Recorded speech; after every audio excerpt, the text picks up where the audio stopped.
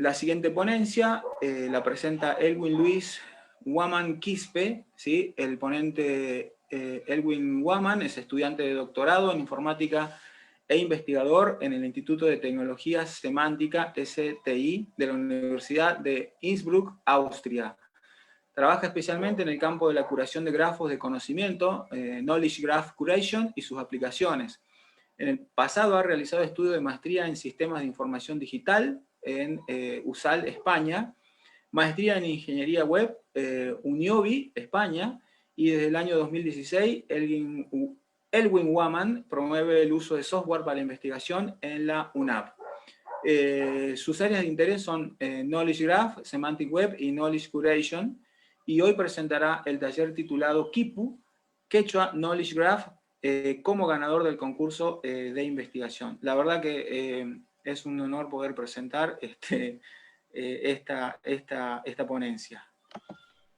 Estimado Ernesto, ahí creo que nos hemos equivocado un poquito.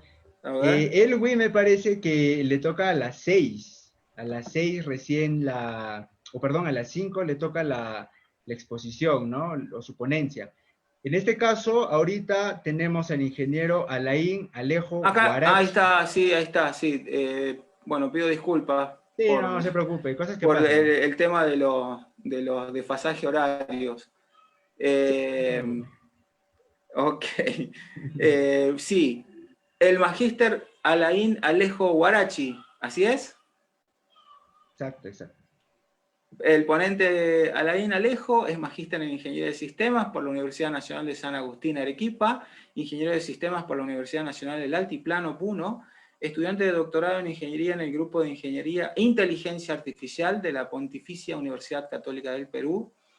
Sus áreas de interés son visión computacional y deep learning, y hoy presentará la ponencia titulada Arquitecturas de redes neuronales convolucionales para visión computacional. Igualmente voy a estar haciendo la presentación luego de Elwin, así que valga y salvemos el error. Claro que sí. Gracias.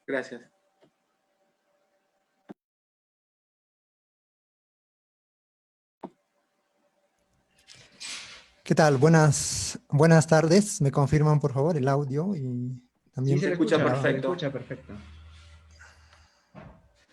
Ok, gracias. Voy a compartir la pantalla entonces.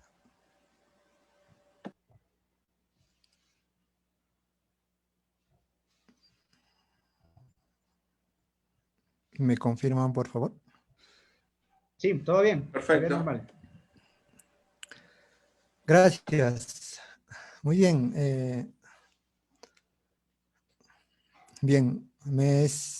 Primeramente me es muy grato poder reencontrarme con mi Escuela Profesional de Ingeniería de Sistemas de la Universidad Nacional del Altiplano, y sobre todo en este gran evento, el Copaísi, que pues es bastante beneficioso para los estudiantes del área para realizar lo que son las investigaciones en inteligencia artificial e ingeniería de software en campos relacionados.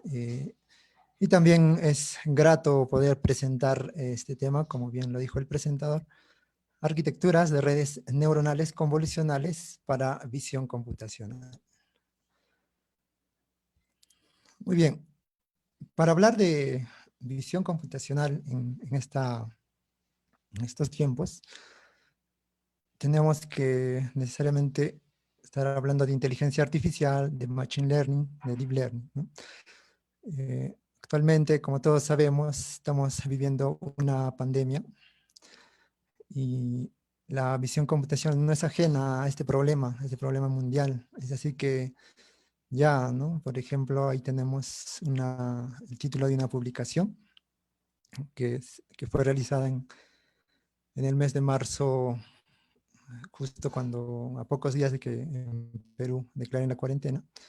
Ya los investigadores de visión computacional estaban presentando lo que es una red neuronal, ¿no? Una red neuronal que podía ayudar a buscar signos de COVID-19 en imágenes de rayos X, ¿no? Es un importante aporte del área, y pues esto se ha venido desarrollando en todo este tiempo.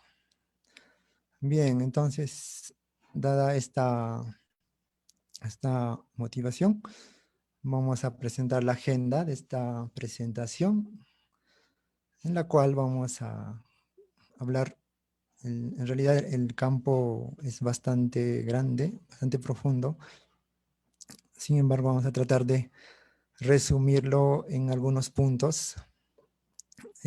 Vamos a hablar un poco sobre el concepto, la definición de visión computacional.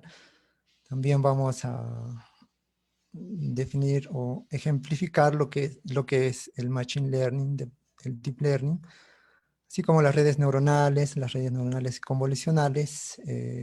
Presentamos un caso de referencia en el área, que es el reto ImageNet o ImageNet Challenge. Y finalmente vamos a tratar de demostrar algunas arquitecturas de estas CNNs o redes neuronales convolucionales y algunas de sus aplicaciones. Bien, entonces ¿qué será visión computacional? El término también es conocido como visión por computador, visión artificial, así como computer vision en inglés, ¿no? Entonces, por ejemplo, Fogueras nos dice que es una ciencia que provee a las computadoras la capacidad de ver, ¿no? Podríamos ampliar este concepto. Sin embargo, al final podría tratarse solo del uso de una cámara o de cámaras conectadas a las computadoras en sí. Ahora la computadora ya puede realizar operaciones que podemos realizar los humanos, como es el reconocimiento de rostros. Con el área de Deep Learning se ha mejorado bastante esta capacidad en las computadoras.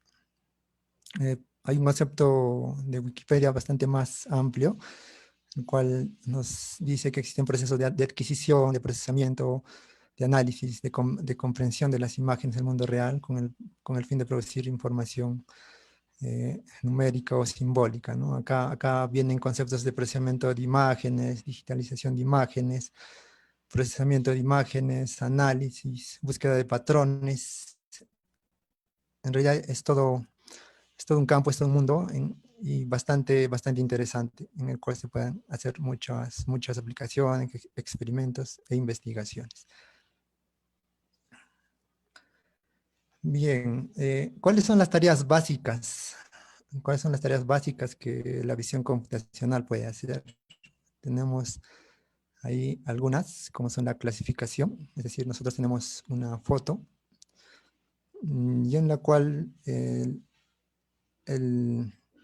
la computadora tiene que determinar qué hay en la foto, ¿no? Por ejemplo, un gato, podría ser un perro, no sé. Otra de las operaciones es en esa misma foto localizar dónde está el objeto determinado mediante un recuadro denominado también bounding box en inglés. Y otra de las tareas también es en múltiples objetos, ¿no? A través de múltiples objetos, la detección de objetos y la segmentación que podría ser de dos tipos, ¿no? Segmentación semántica, segmentación de instancias.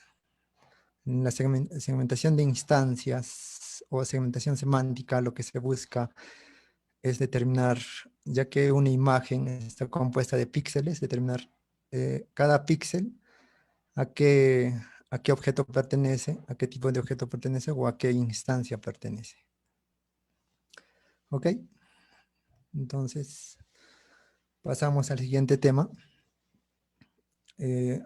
Hablemos de aprendizaje automático o Machine Learning.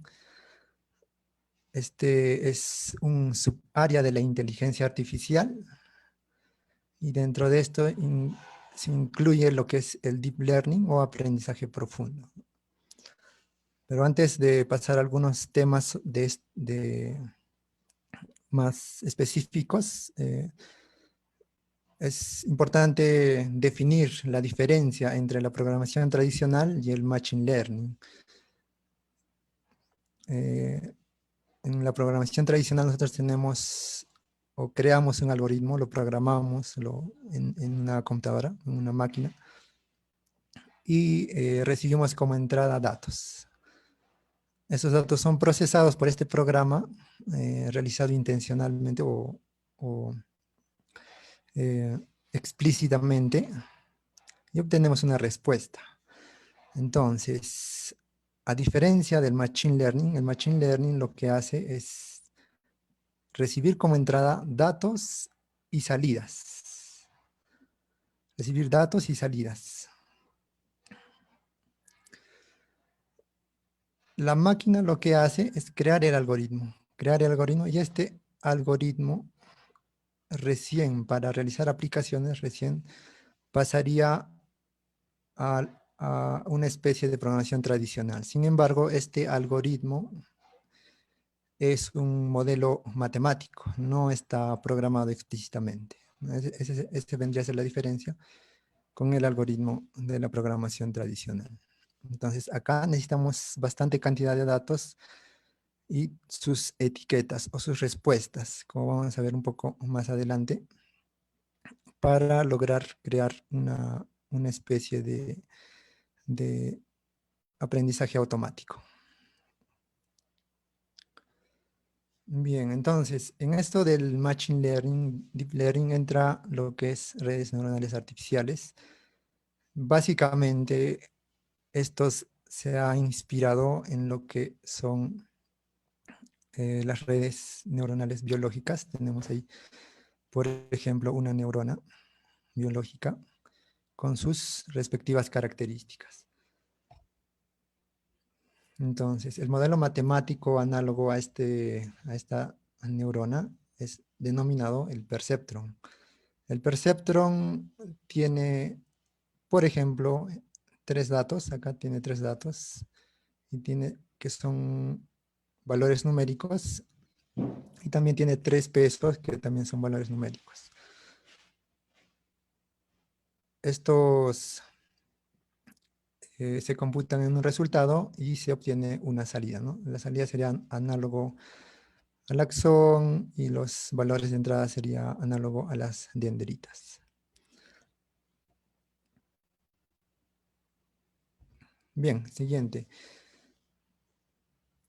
En cuanto al aprendizaje, estas redes neuronales, estos perceptrones en realidad se conjugan similarmente que las redes neuronales reales, se conjugan en una especie, en una red, ¿no? En una red que representa, digamos, a un cerebro. Entonces, la idea es que el computador pueda aprender a través de este esquema, por ejemplo, determinar qué hay en esta foto, ¿no? Pero esto es a través de un proceso de aprendizaje. Es como que, el computador es como un estudiante cachimbo, ¿no? O un trabajador novato, ¿no? Que recién entraba a trabajar en una empresa. Entonces, inicialmente va a cometer errores, quizás le va a poner otra clase a esta imagen, pero al final lo que se tiene que lograr es que determine que es, por ejemplo, un gato.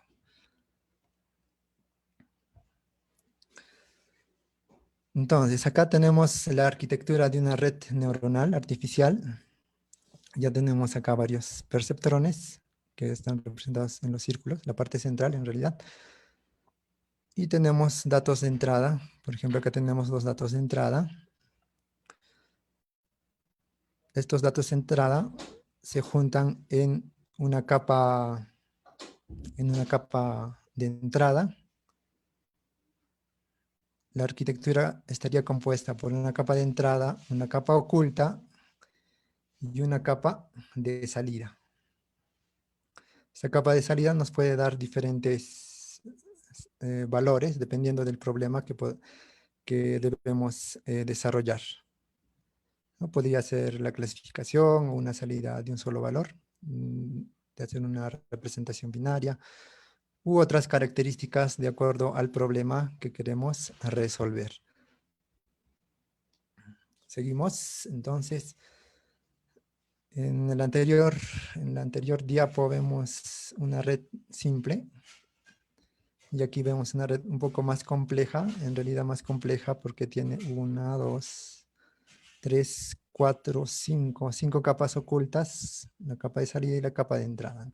Entonces, al hacerse la red más grande,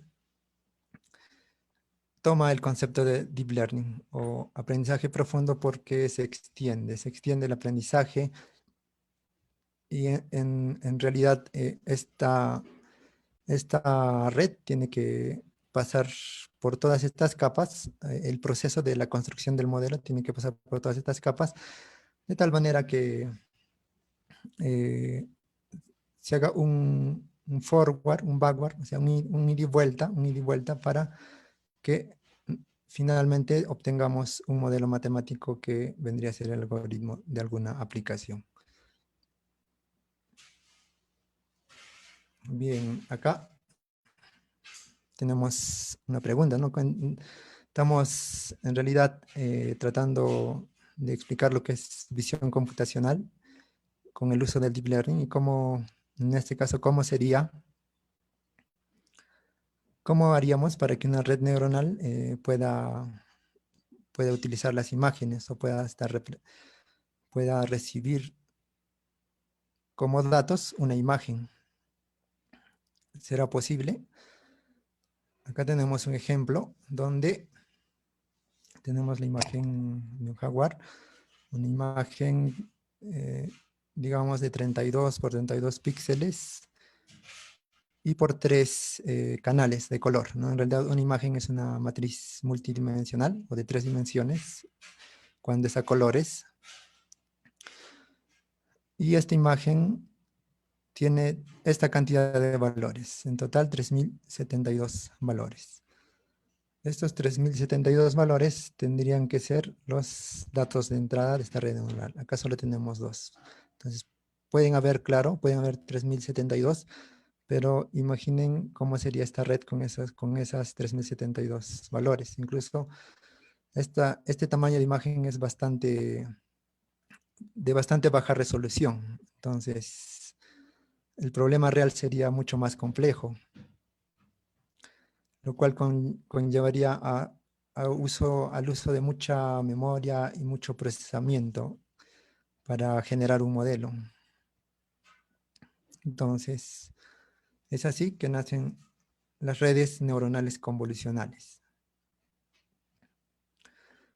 A partir de este problema anterior, se crean las redes neuronales convolucionales, pero antes ya muchos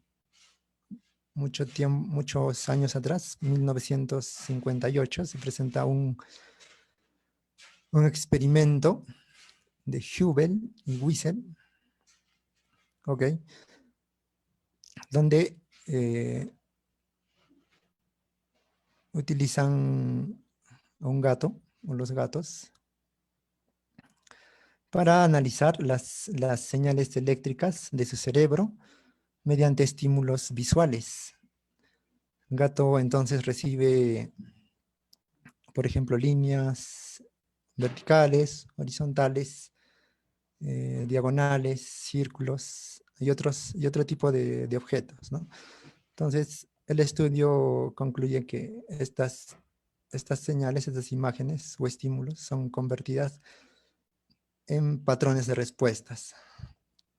Y aparte, estas imágenes son procesadas a través de niveles, así como las redes neuronales, ¿no? A través de capas. A través de niveles se van generando características de las imágenes, ¿no? Se van generando características de las imágenes hasta generar una respuesta.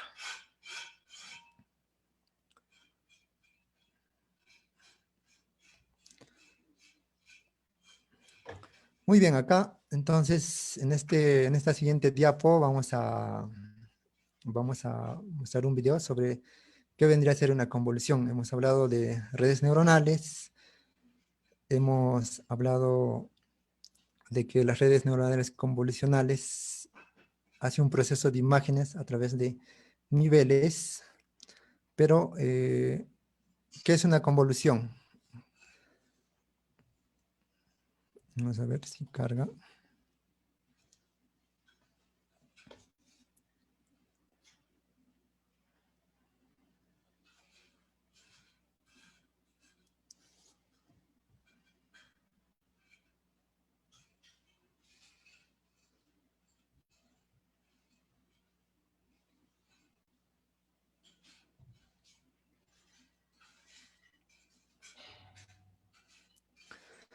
Bien, tenemos ahí una imagen, la imagen del videojuego de Mario Bros. Y como vemos está representada por píxeles, ¿no? Por diferentes cuadraditos. Es una imagen de bastante poca resolución, simplemente para ejemplificar lo que es una convolución. Ahí, por ejemplo, vemos como una especie de recuadro más diminuto. Ese recuadro más diminuto está formado por ciertos valores, ¿no? En este caso, este recuadro lo que trataría de hacer, lo que trata de hacer es suavizar la imagen, ya que es un filtro de suavizamiento. Entonces, estos filtros ya pueden ser definidos, pueden ser creados, y ya antes del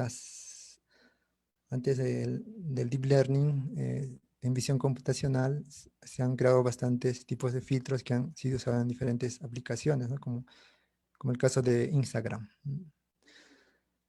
Sin embargo, con el deep learning ya que se trata de un proceso de aprendizaje, estos valores tienen que ser aprendidos. Entonces, una vez que estos valores son aprendidos, la convolución vendría a ser una operación entre ese recuadro pequeño y cada uno de los píxeles de las imágenes. En este caso habría una multiplicación de punto a punto de esos valores sobre la imagen original. Y aquí, por ejemplo, tenemos este recuadro es denominado también kernel, filtro o máscara.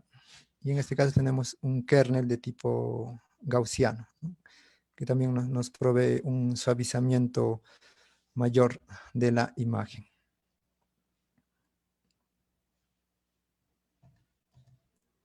Bien, pasamos.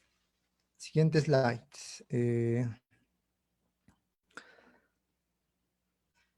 Entonces, las redes convolucionales lo que vendrían a producir son diferentes tipos de mapas de activación o diferentes tipos de imágenes, ¿no? En el ejemplo anterior vimos dos mapas de activación. La primera imagen que ha sido generada por el kernel pequeño y la segunda imagen que ha sido generada por el kernel gaussiano. Sin embargo, al aplicarle redes neuronales, estos kernels tienen que ser autoaprendidos aleatoriamente, pero se tienen que definir parámetros como el tamaño del kernel, padding permite mantener el tamaño de la imagen, y otras características dependiendo ya de la arquitectura. Entonces, por ejemplo, acá tenemos una imagen de 32 por 32 píxeles con una profundidad de 3. Se ha utilizado 6 kernels, por lo tanto se han hecho 6 convoluciones y por lo tanto se han obtenido 6 mapas de activación, ¿no? Como no le estamos poniendo un padding, un relleno alrededor de la imagen, se están obteniendo imágenes o mapas de activación de tamaño de 28 por 28.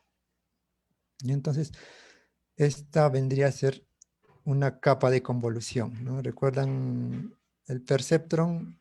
Esto vendría a ser el proceso en las redes neuronales convolucionales. Bien, antes de pasar a las arquitecturas, tenemos acá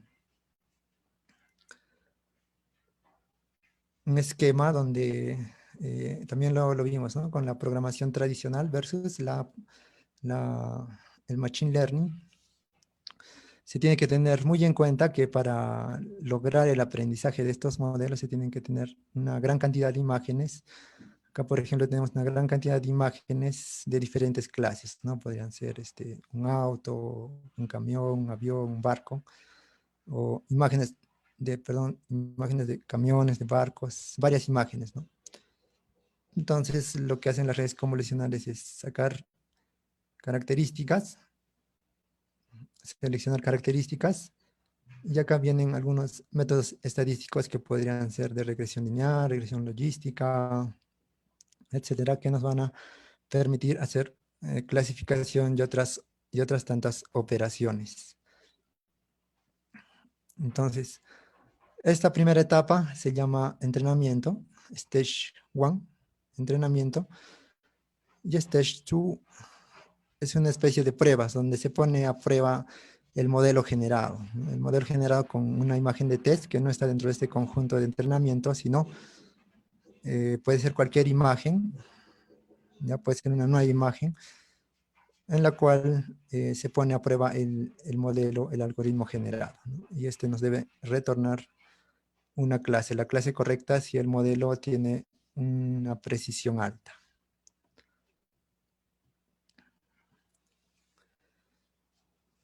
Bien, pasamos ahora a ya las arquitecturas donde tenemos a LeNet CNN, que ha sido desarrollado por Yann LeCun. Esta es la arquitectura pionera de las redes neuronales convolucionales. Yann LeCun es considerado como el padre del Deep Learning. Y entonces su trabajo consistió en reconocer los dígitos manuscritos, ¿no? Y de esta manera mejorar estos procesos tradicionales de reconocimiento de caracteres, ¿no? Que actualmente ya se pueden realizar con estas redes convolucionales. Y como pueden ver, se trata de Deep Learning también porque tiene bastantes capas y el proceso de imágenes se hace a lo largo de todas estas capas, ¿no? Este proceso de redes convolucionales se muestra en esta primera parte, donde está representada por cuadrados, ¿ya? Y en la parte final se hace netamente ya lo que vimos al inicio, lo que son redes neuronales planas o fully connected, o redes neuronales densas. ¿Ok? Al final se obtiene una salida, ¿no? Si, por ejemplo, en este caso quisiéramos determinar el abecedario, entonces, ¿qué tipo o qué letra es esta? Entonces, podríamos decir que deberíamos tener una salida de 27 o 29, ¿no? Depende del tipo de lenguaje. ¿Ok? También Yann LeCun ha desarrollado un dataset, un conjunto de datos con el cual podemos experimentar, aprender esta técnica de redes neuronales convolucionales que se denomina MNIST, que consiste en un dataset de dígitos numéricos, ¿no? Hay bastantes ejemplos en Internet para que puedan ser desarrollados tanto con algunos frameworks de programación como TensorFlow, PyTorch, Keras.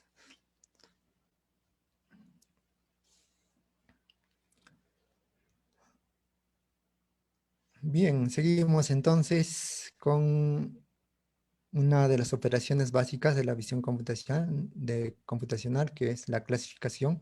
Tenemos un ejemplo aquí de una imagen de un auto, donde lo que hace en sí la red neuronal es, como vimos también, filtrar o convolucionar la imagen en varias imágenes, en varias otras imágenes, de acuerdo al diseño de la arquitectura. Y de esta imagen se obtienen características diminutas, pueden ser bordes, líneas, formas, y mediante eso la red neuronal va a poder determinar de qué tipo de imagen se trata. Un carro, un camión, un avión, un barco o un caballo, ¿no? En este caso, un carro. Claro que las otras clases obtienen cierta probabilidad. Al final, como les dije, se utilizan métodos estadísticos y métodos probabilísticos para determinar el tipo de clase de la imagen. Muy bien, entonces pasamos al challenge, el reto ImageNet. ImageNet es un dataset que tiene millones y millones de imágenes, y estas imágenes han sido etiquetadas, ¿no? Entonces, dentro del Deep Learning hay un trabajo muy importante, que es el etiqueteo de imágenes, ¿no? Donde una persona, intencionalmente una persona, está etiquetando las imágenes, ¿no? Diciendo de qué clase es, ¿no? Entonces, para obtener estos modelos se hace detrás de esto un gran trabajo con las imágenes. Bueno, ImageNet Challenge tiene un conjunto de 1.2 millones de imágenes, y de esas 1.2 millones de imágenes están clasificadas en 1000 clases, ¿no? Por ejemplo, perro, gato, etc. Incluso llegan a clasificar las imágenes por raza de perro, ¿no? En el caso de los perros. Entonces, hay 1000 clases, y el objetivo de este reto, de este concurso, fue que los investigadores presenten propuestas para resolver o para clasificar estas imágenes. Se ha tomado en cuenta dos métricas. La primera es el error top 1, en la cual la clase predecida por el algoritmo o modelo presentado debe ser la más probable, ¿no? La más probable dentro de la clase correcta. Y el error top 5, ya dando una facilidad a este concurso, es que la clase correcta debe estar dentro de las 5 clases más probables, ¿no?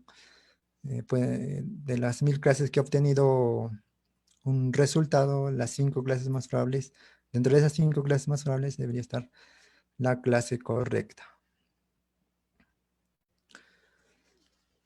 Entonces, acá tenemos un cuadro que muestra los resultados a través de los años. El concurso ha iniciado en el año 2010.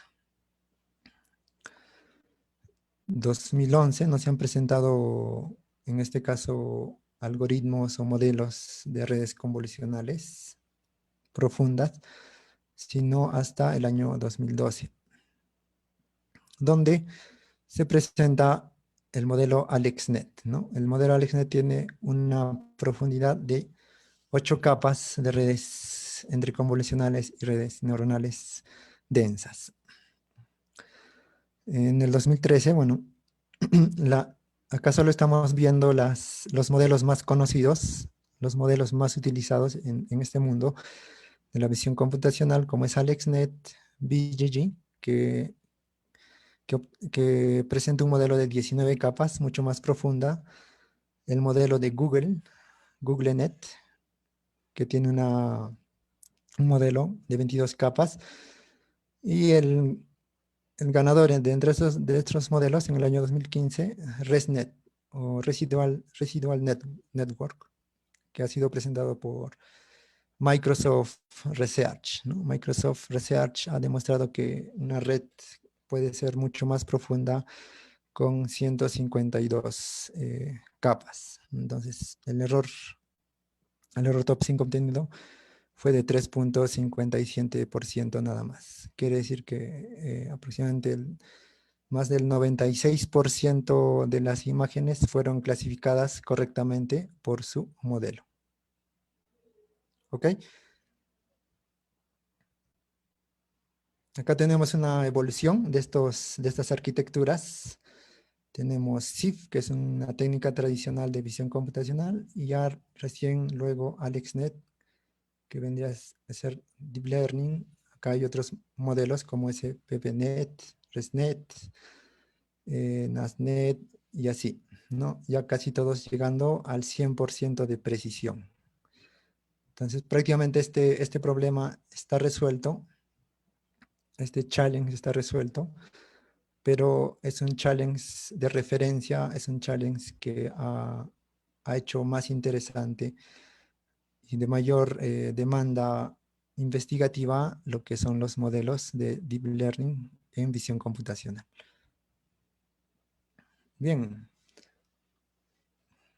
bien. Entonces, por ejemplo, tenemos modelos como YOLO, You Only Look Once, donde el objetivo ya se trata de detectar objetos, ¿no? Tenemos esta configuración. YOLO utiliza una arquitectura denominada Darknet. Darknet vendría a clasificar las imágenes, pero posteriormente se hace la detección de objetos, donde se determinan áreas candidatas a la imagen para determinar dónde está ubicado el objeto, ¿no? A este proceso de una arquitectura tradicional de clasificación, para resolver otro tipo de problemas se puede denominar, o se le denomina transfer learning. Entonces, por ejemplo, en ImageNet tenemos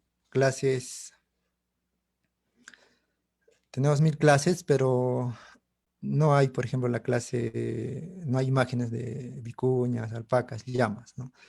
Entonces, si nosotros quisiéramos crear una red neuronal para clasificar, o para que, dada una imagen de estos animales, determine si es una alpaca, llama o vicuña, tenemos que, la sugerencia es no entrenar todo un modelo nuevamente, sino hacer un procedimiento de transfer learning solamente con estas imágenes de alpaca, vicuña y llama, ¿no es cierto?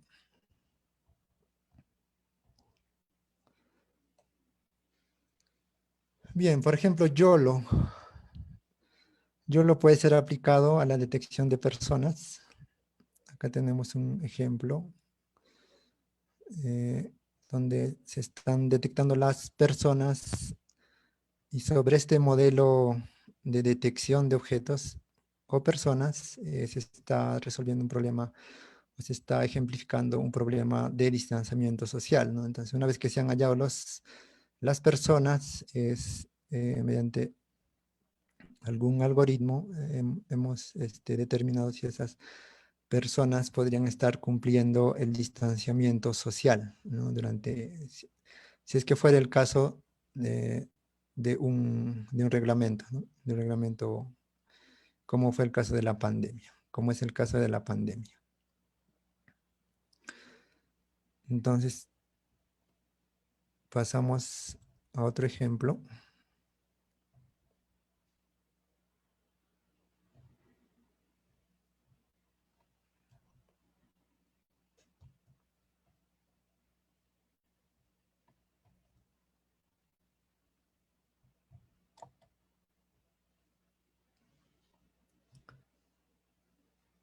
Por ejemplo, también puede ser utilizado YOLO para la detección de rostros con o sin mascarilla.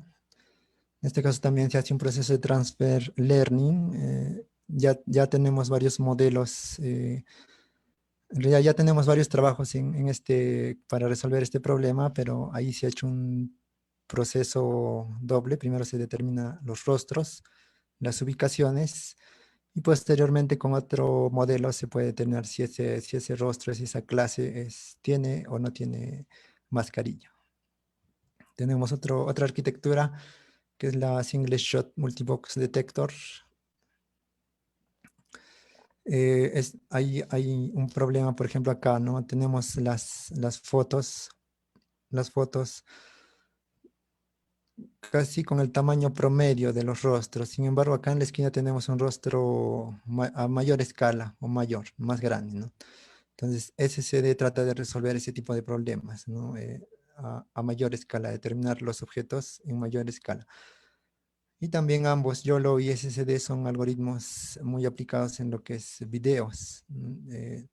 No tienen bastante precisión, pero son rápidos, ¿no? Hay otros modelos de detección de objetos como FastRCNN que son bastante precisos, pero no son rápidos. Entonces, ahí, dependiendo del problema, debemos elegir qué modelo podemos utilizar. Por ejemplo, acá hay un caso de identificación de ballenas, donde se monitorizan ballenas mediante videos, y estos vendrían a ser algunas mediante las colas, ¿no? Colas etiquetadas de ballenas con su respectivo nombre. Entonces, la idea de este challenge, cuya fuente es kaggle.com, que que es una página web que contiene bastantes datasets y bastantes challenges y también ya muchas resoluciones donde podemos también utilizar de recurso de aprendizaje de este tema. En este caso, el objetivo era detectar las colas de las ballenas. Primeramente, se hace con SSD. Y luego, identificar si esa ballena, qué ballena es, ¿no? Así como la identificación de rostros. En este caso, se ha utilizado Triplet Loss, que es algo adicional, ¿no? Algo más, más elaborado dentro del tema de visión computacional con Deep Learning. Acá tenemos otro ejemplo, otro caso ya más específico. Ya no tratábamos solamente de detección de objetos, sino esta arquitectura lo que trata de hacer es contar el número de personas que hay en una determinada imagen. Con la detección de objetos, quizás este tipo de imágenes podría ser fácil determinar cuántas personas, pero ¿qué sucedería si esta imagen estuviera bastante congestionada, ¿no? ¿Qué sucedería si tendríamos imágenes de de un estadio y queremos contar cuántas personas han asistido? Entonces, ese tipo de problemas también puede ser resuelto con estas arquitecturas. En este caso, lo que hace es, de esta imagen original, obtiene las ubicaciones de las personas y la densidad, ¿no? En cada píxel, cuántas personas, ¿no? Le asigna un valor numérico a cada píxel de tal manera que se determine cuántas personas hay en la imagen. Entonces, esa vendría a ser nuestra imagen etiquetada. Y el target vendría a ser eso, ¿no? Como ven, es un poco diferente. La red neuronal tiene que aprender a identificar o a generar este target. Y la red neuronal en este caso finalmente hace la comparación, ¿no? Ese es el proceso de entrenamiento. Y en la comparación determina si se está o no se está aprendiendo. Y en este caso busca obtener la mejor imagen, la que coincida con la imagen original, o en este caso el conteo original. Y como pueden ver acá también se está utilizando la red convolucional base BGG16, una de las redes ganadoras del challenge de clasificación de imágenes. Y posteriormente ya se utiliza un tema que se denomina dilatación o redes o convoluciones dilatadas. Ok.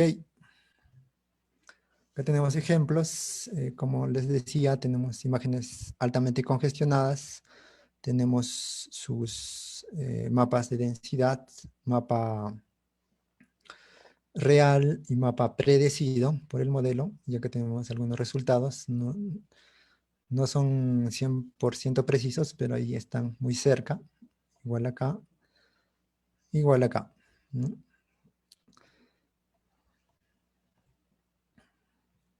También existen muchas arquitecturas para desarrollar este tipo de problemas, no solamente conteo de personas, sino cualquier otro tipo de objetos. Tenemos acá otra arquitectura denominada UNet. UNet es una arquitectura que ha sido creada para análisis o para deep learning, para imágenes médicas en especial. Y esta arquitectura tiene una forma especial, ¿no? Normalmente las arquitecturas empiezan a disminuir la cantidad de información de las imágenes mediante estas convoluciones, ¿no? Hasta llegar a un determinado número de clases mínimas. Sin embargo, este tipo de arquitectura lo que hace es volver a incrementar el tamaño de esta información o de estas imágenes. Bueno, esta no es la UNet original, es una red basada en UNet. Y, por ejemplo, esta red lo que hace es generar diferentes salidas o diferentes imágenes. Ya no genera simplemente clases o otro tipo de datos. Genera nuevamente las imágenes. Y esta red, por ejemplo, acá hay un ejemplo bastante bastante básico y bastante simple, también tomado de un challenge denominado Skeleton, donde el objetivo es, dada un dataset de imágenes presegmentadas, por ejemplo, acá tenemos una mariposa, acá un símbolo de comentario, digamos, que vendría a ser parte del dataset, y tenemos que la red, lo que debe hacer la red neuronal es hallar el esqueleto de esa imagen, ya que es bastante usado en análisis de imágenes médicas, ¿no? Y la salida, el objetivo es que nuestra red neuronal o nuestro algoritmo o modelo genere lo mismo, ¿no? Genere este esqueleto de la imagen. Entonces, la red anterior ha sido usada para ese tipo de problema. Bien, tenemos más propuestas como CenterNet, cuyo objetivo es hallar el punto central de un objeto, nada más. A partir de ese punto central, obtener el recuadro bounding box del objeto y algunas otras propiedades. Ok, entonces tenemos un ejemplo. Eso nos puede servir, por ejemplo, para estimar la pose de un deportista. Acá cada punto vendría a ser determinado por CenterNet y cada punto pertenecería a un objeto. O sea, a partir de esto se pueden determinar, por ejemplo, el ángulo, ¿no? El ángulo que forma en las diferentes acciones que realiza él o la deportista y hacer un análisis posterior.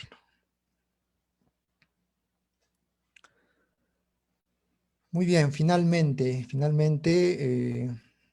para culminar, hay otras arquitecturas que pueden generar mucho más que la pose. Estamos hablando de formas ya en 3 dimensiones, en modelos gráficos de 3 dimensiones. Tenemos a Vive, ¿no? Es una arquitectura que lo que hace es estimar solamente, no solamente la pose, sino también la forma en un modelo 3D. Entonces, esto puede hacer diferentes aplicaciones, ¿no? Podríamos, por ejemplo, ¿no? Cambiar la persona que está corriendo por otra persona, ¿no? Y esto solo lo hace a través de imágenes en 2D, ¿no? Como pueden ver, es un video en 2D y se genera la forma ya en 3D, en 3 dimensiones. Es un modelo bastante interesante, recién salido en el año 2020. Ya lo pueden encontrar también ahí en internet, pueden probarlo, pueden descargarlo, hacer correrlo y pues poder generar diversas aplicaciones con esto. Ok, el resto del video es ya la explicación netamente más a profundidad de la arquitectura.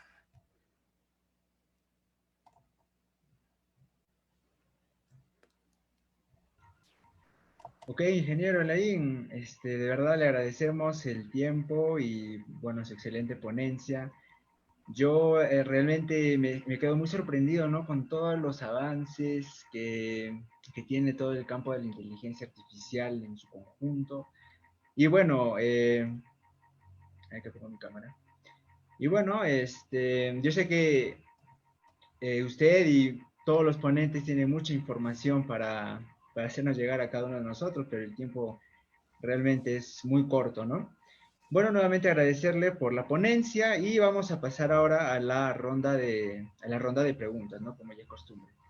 En la parte inferior de su pantalla seguramente les está apareciendo un icono de preguntas y respuestas, al cual, pues ustedes si tienen alguna inquietud, alguna duda que quieran hacerle llegar al ingeniero Laín, pues mediante esta, pueden digitar ahí su pregunta y de esta forma el ingeniero va a responder.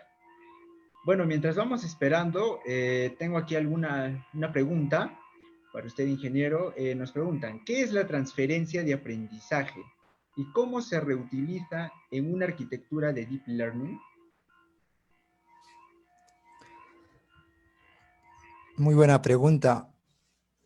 La transferencia de aprendizaje es que tú ya tienes un modelo entrenado, como los que hemos visto, ¿no es cierto? Son modelos ya previamente entrenados. Por ejemplo, ImageNet nos puede definir una cantidad de clases de 1000, ¿no? Pero dentro de estas clases, pues, no tenemos, por ejemplo, no tenemos la clase abeja, tampoco tenemos la clase hormiga. Entonces, la transferencia de aprendizaje lo que hace es tomar este modelo de referencia, utilizar este modelo de referencia, hacer algunos cambios. Hay diferentes tipos de cambios, por ejemplo, el fine tuning o el freezing, ¿ya? Que trata de, a partir de lo que ya se ha entrenado, volver a entrenarlo o hacer un entrenamiento ya más, o de nuevo, ¿no? Nuevamente, ¿no? Entonces, cualquiera de estas formas, ya con otro conjunto de datos, en este caso de abejas y de hormigas, podemos clasificar este tipo de clases, ¿no? Claro, perfecto, muchas gracias. William Lupaca Ticona nos pregunta, ¿en un futuro habrán algoritmos que den resultados con una probabilidad al 100%? Muy buena pregunta. El futuro, digamos, el futuro del Deep Learning no busca obtener un 100% de precisión. En realidad, el objetivo no es tanto eso, ¿no? Claro que es obtener una precisión bastante alta, quizás hasta 99%, pero el objetivo es generar o resolver o no equivocarse, ¿no? Por ejemplo, hay esto del transfer learning es útil para eliminar el sesgo. El problema real del aprendizaje profundo es el sesgo. Hay muchos ejemplos de inteligencia artificial donde se han equivocado, ¿no? Por ejemplo, por ejemplo, hay un modelo donde la inteligencia artificial detectaba el balón de fútbol, de un partido de fútbol, en un escenario. Entonces, había un árbitro, ¿no? Había un árbitro que era calvo, no tenía pelo, el juez de línea. Entonces, la inteligencia artificial lo que confundió, ¿no? Confundió el balón con la cabeza del árbitro. Entonces, la transmisión ya no se enfocaba en el balón, sino se enfocaba en la cabeza del árbitro. Entonces, la idea es resolver ese tipo de problemas, el sesgo, ¿no? Que los modelos no se equivoquen, pero no necesariamente va a ser con el 100%, ¿no? Basta con una presión menor, ¿no? Claro, sí, justamente yo también había escuchado esa noticia, ¿no? De que había confundido la cabeza del árbitro con la pelota en el encuentro, sí. Muy interesante también. Otra pregunta para usted. ¿Qué se debe considerar para diseñar una arquitectura de Deep Learning?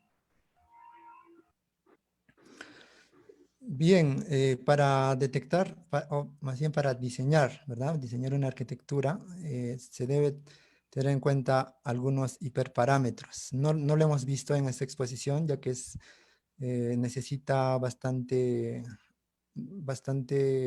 base teórica, ¿ok? Pero son hiperparámetros como el ratio o la tasa de aprendizaje.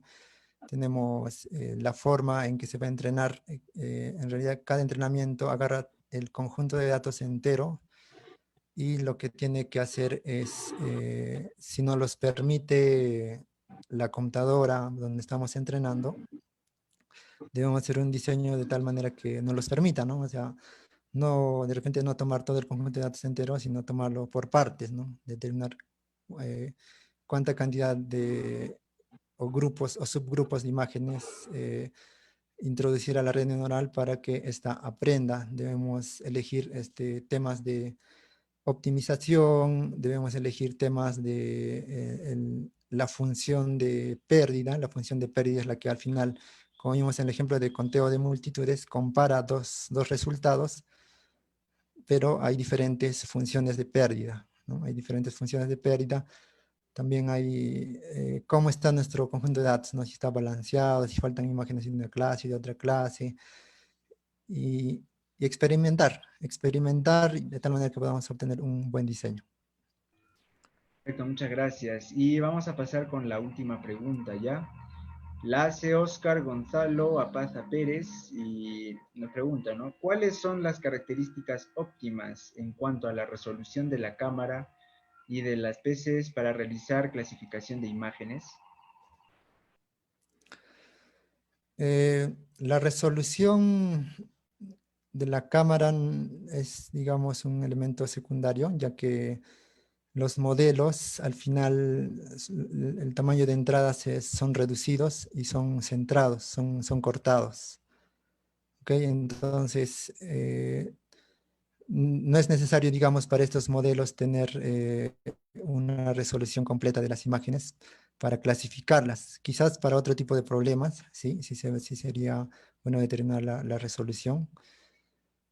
Ok, pero en el caso de clasificación no. Los modelos generalmente reciben hasta 512 por 512, ¿no? Por ejemplo. Ok, muchas gracias por las respuestas y agradecerle también, ¿no? por la exposición, por la ponencia que nos ha dado el día de hoy. Por supuesto, esperamos que nos acompañe en futuras oportunidades, en otros congresos, y agradecerle por el tiempo que nos ha brindado ahora.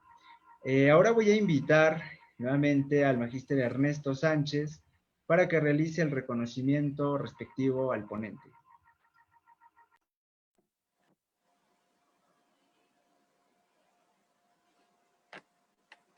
No estoy viendo... Ahí está. Sí, ahí lo pusieron ya. Ahí, perfecto. Bueno, nuevamente se certifica, ¿sí? Bueno, se otorga este certificado al ponente Alain Alejo Huarachi, ¿sí? Por haber, discúlpenme, que lo voy a poner acá.